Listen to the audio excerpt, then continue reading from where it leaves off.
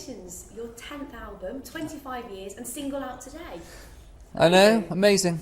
It's been the most extraordinary year for you. It sounds as if you've been celebrating from start to finish. You've had the Brit's Outstanding Achievement Award. Amazing. Yeah, it's been a good year. They gave us the award of the Brit's Outstanding Contribution to Music, and it was a great little production to do that. We had 10 minutes at the end of the programme going out live. We asked Brandon Flowers and Lady Gaga to do it with us, and they both said yes. And in fact, when we did that, Lady Gaga wasn't actually that famous, really. And since then, she's like the biggest thing in the world, practically. And it was fantastic working with Brandon on that as well. And then the album came out, and now we're just starting the tour next week. We're playing the O2 Arena in 2 or 3 weeks on June the 19th. So it's a busy time as well. The Brits medley was quite incredible because there was so much going on, wasn't there? And it was such a fantastic production. Was that long in the making, and you had much warning that you were going to get this? They told us in, I think, November last year, and it did take 2.5 months to get that together. And we did the music with Stuart Price, the producer, who did Hung Up by Madonna, for instance, and Human by The Killers.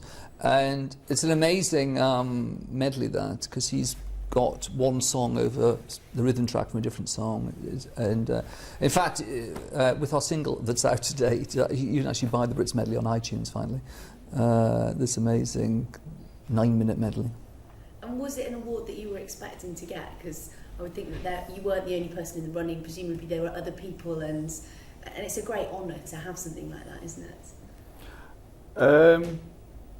Well, they asked us if they got us the award, would we go for it? And we said, yeah, we would. So we knew that they were going to try and get us the award, and we were really, very pleased that we got it. We're not all about awards, really, but it's kind of nice that we were recognised for 10 years of songwriting and all of that. 25 years. Is it? Is it really? Feels how quickly time passes. 25 years. Is that kind of when it clicks in, when somebody gives you an award like that and says, congratulations, 25 years, and you think, oh, good Lord, has it been that long? Actually, it was only when the award was mentioned that it occurred to us that it was in 2009, it would be 25 years since we first released a single, which was in 1984, when I was still working for Smash Hits magazine. We brought out the first version of West End Girls. And I can always remember that day going around to CBS Records, as it was then, in Soho Square, and getting this box of 25 12-inch singles, Pet Shop Boys, West End Girls, and in a very nice sleeve, and going home on the bus and just thinking, God, I sort of can't believe it. That dream of making a record. I mean, something I dreamt of since I was a child. And but now it's amazing that was 25 years ago. Yeah. And you're in the press, you're called things like national treasure and all these phenomenal things. Is that in some ways slightly bizarre? Do you think, oh, hold on, we're not national treasures, we're not that old, come on? Yeah, I don't think we take the national treasure thing very seriously. I think also we look old. No, you don't. Our perspective is also a bit bigger than just Britain. Like, for instance, the country where our album does best at the moment is Germany. And, in Germany, they've had us for 25 years as well. That's an amazing thing as well, that we've had success around the world. Our tour, which starts next week, starts in St. Petersburg in Russia. And then we play Moscow afterwards. And, we've been going to Russia for quite a long time. And we didn't realise, but even during the communist period, you could buy our records in Russia. Years ago, 1987, they had the first ever school exchange visit from Russian schools. Soviet school kids came to England and vice versa, and the Soviet children were asked who they wanted to meet, and they wanted to meet us. So, I think even in Russia, for some people, there's an element of 80s nostalgia about liking the Pet Shop Boys. And you were also saying that they did a poll in the 80s about the Pet Shop Boys. Tell me about that. We were told in the Soviet Union that they had a poll, something to do with the British Council, something I'm not quite sure who was, and they wanted about what they thought the typical British person was like. And overwhelmingly, the people that they thought were most typically British were the Pet Shop Boys. And I think, right when we started, we like West End Girls is a rap record, but no one ever thinks it's a rap record because it's rap in an English accent. Right from the beginning, we sort of played with a kind of Englishness. But you had the baseball cap and also maybe a bowler hat or something like that, and suits. So there was kind of a quirky Englishness about it as well, which I think people around the world like that. That's why Paul Smith is so successful in Japan, for instance, and the Japanese told us when our first album came out that the reason it was so popular in Japan is because it was called Please, and they thought we were very polite. And they thought we were typically English. It's funny that sort of English-British brand has got sort of resonance abroad. And do you think that was one of the very noticeable things about you when you started out? Because there weren't many bands like you at that time, were there? Going back to, it was 1981 when you started, wasn't it? It was only when we met. The first single came out in 84 and the first hit was in 85. It's difficult to know, really, isn't it, when you're on the inside, what people see in you.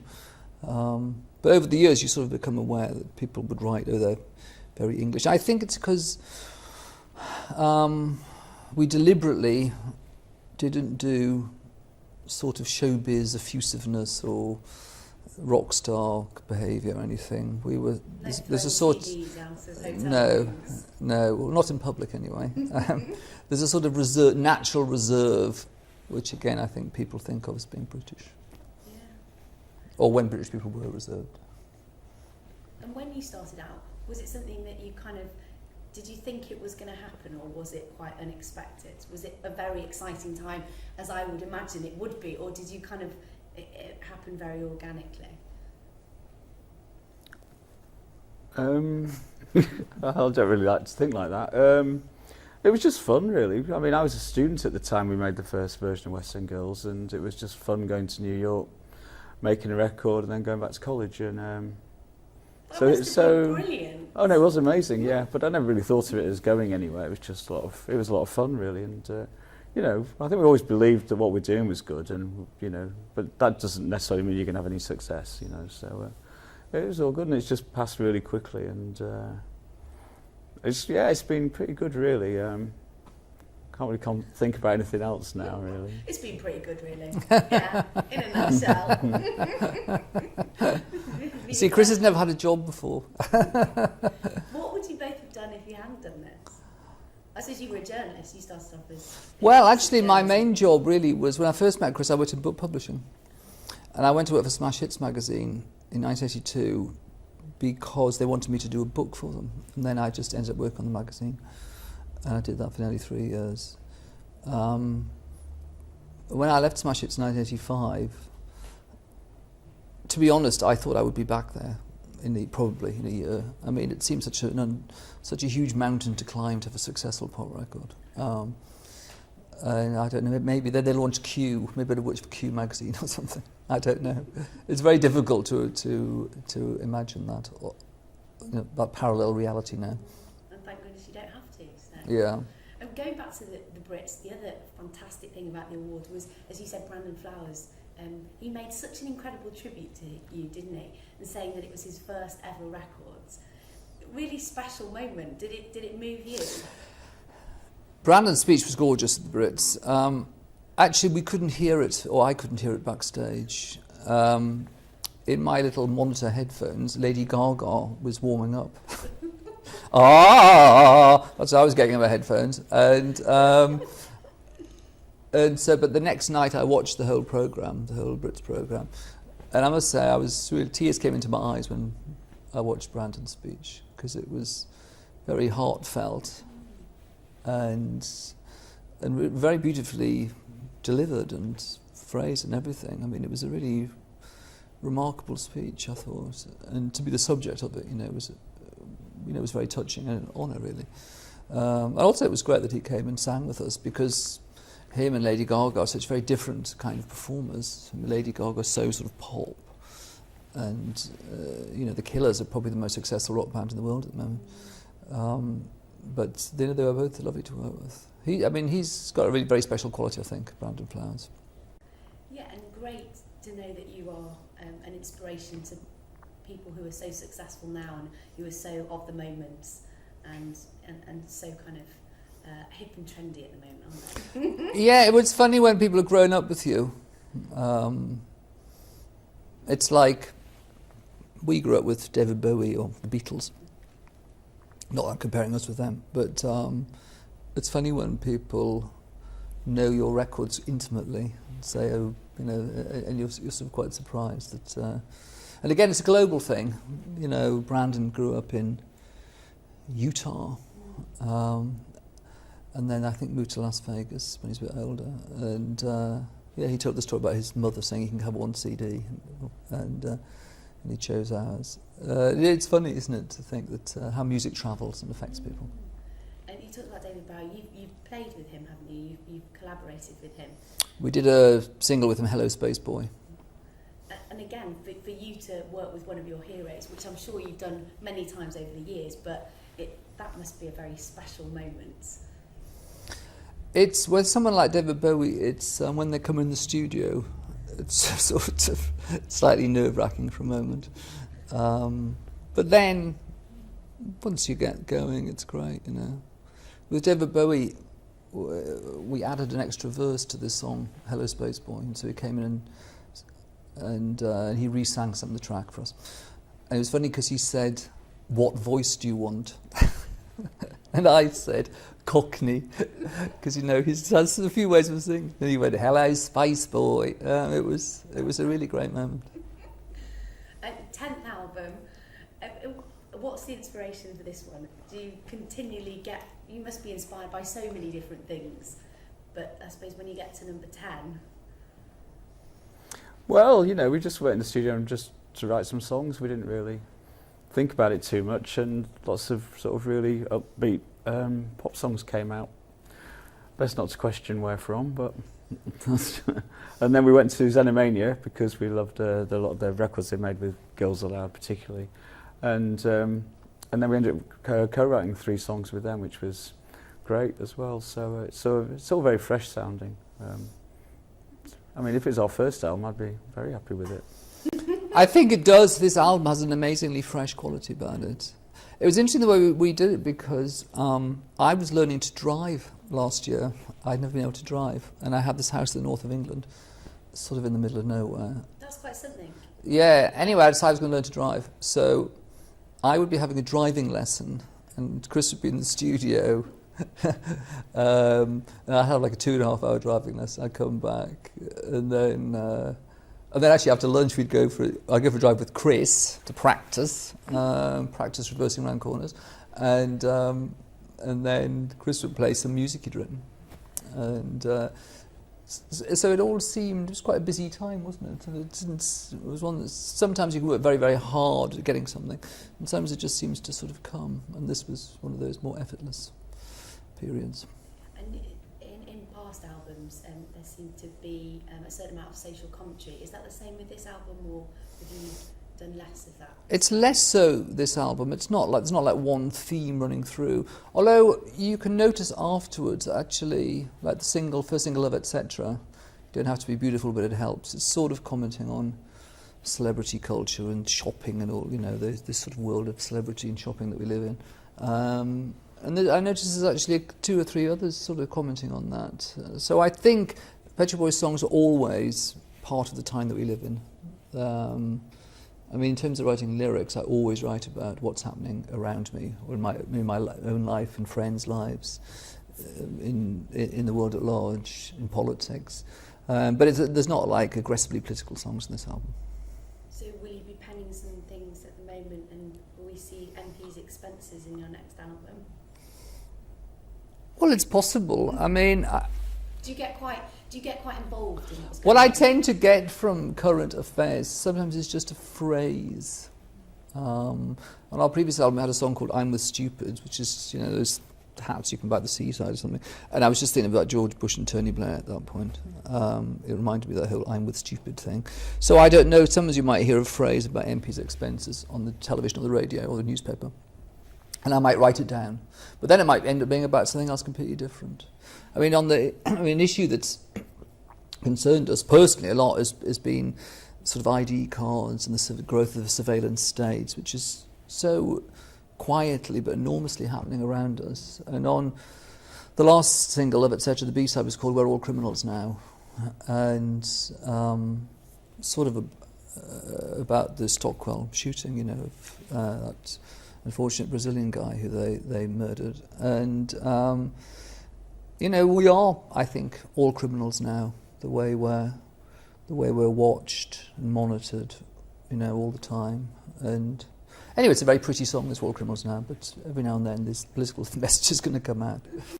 You can miss a lot, can't you, unless you concentrate on the words, because there is a lot of upbeatness. I don't mind, and often on this album some of the words are quite personal, but I mean, I think the main thing is it just sounds great. Yeah.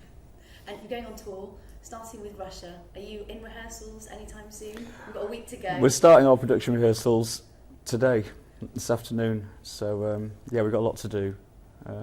A bit panicky now. You don't look very panicky. Is there a lot to the show though? Is a week a long time? Is it?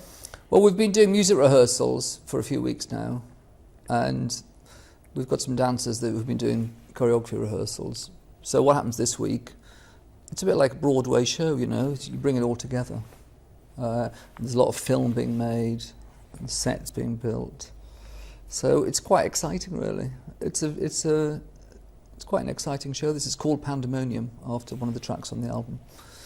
And it has an inbuilt quality of chaos. Like it's slightly different every night because of the way the set works. And it's going to be interesting to see. It also actually has almost a slight narrative with regard to two of the dancers, which is clever. The choreographer is very, very good, and she's devised this. And we always work with a theatre designer. There's a woman called Ez Devlin who's designed this. She did our Brit's performance as well. She's a very talented person, and so she's put this together. She's also actually doing Take That stadium tour now at the same time.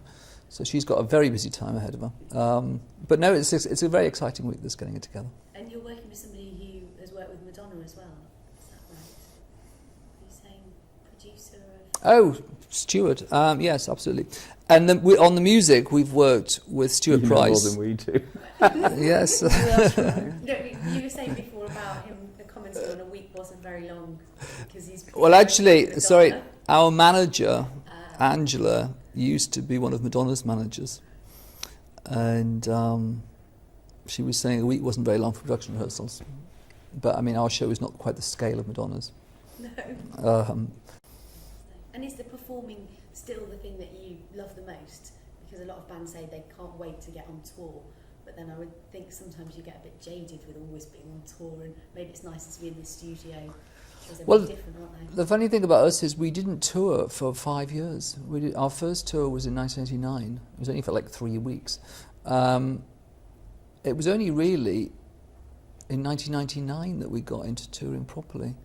We did a world tour with the album Nightlife, and since then, we did Glastonbury on that tour, which was amazing.